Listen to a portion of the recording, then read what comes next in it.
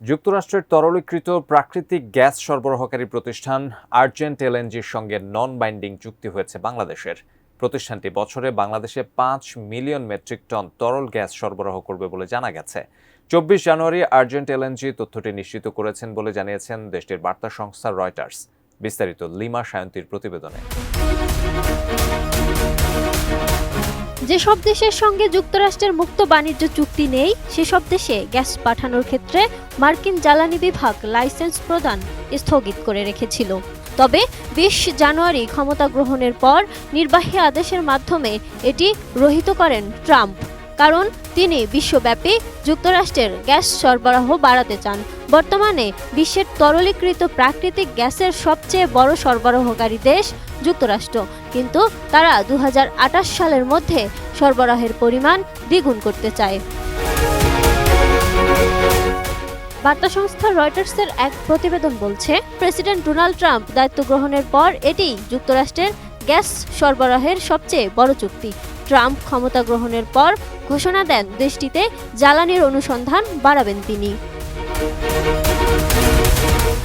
Design, elegance, beauty, সেরা পণ্য সবার জন্য জেভিকো। সেই ধারাবাহিকতায় বাংলাদেশের সঙ্গে আর্জেন্ট এলএনজির চুক্তি প্রমাণ করেছে ট্রাম্প প্রশাসনের উপর এই খাত সংশ্লিষ্টরা। তারা বলছেন বাংলাদেশের প্রতি তাদের আস্থা রয়েছে। তারা আর্জেন্ট এলএনজি লুজিয়ানাতে 25 million metric ton per MTPA অবকাঠামো তৈরি করছে, যা তাদের সরবরাহ ব্যবস্থাকে অনেক শক্তিশালী করবে বলেও ধারণা তাদের।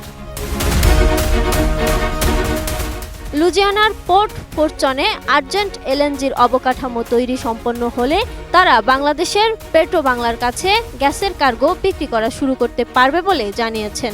এ বিষয়ে বাংলাদেশ বিনিয়োগ উন্নয়ন কর্তৃপক্ষের চেয়ারম্যান রয়টার্সকে বলেছেন, এই চুক্তি শুধুমাত্র বাংলাদেশের বর্ধমান শিল্পের গ্যাসের সরবরাহ নিশ্চিত করবে না, সঙ্গে যুক্তরাষ্ট্রের সঙ্গে কৌশলগত সম্পর্কও শক্তিশালী করবে।